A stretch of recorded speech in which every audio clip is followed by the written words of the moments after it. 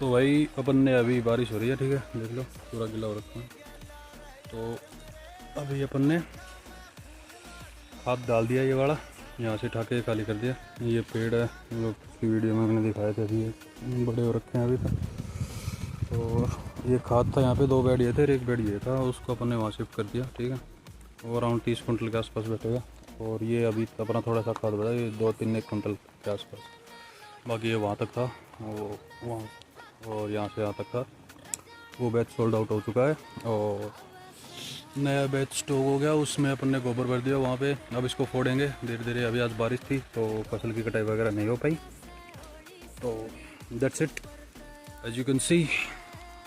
और बगैर आ रखा है वापस सभी पेड़ों के, और उस साइड में नींबू के भी, ठीक है, मौसमी वगैरह, ये आंवले वगैरह लग रखे हैं, ठीक है।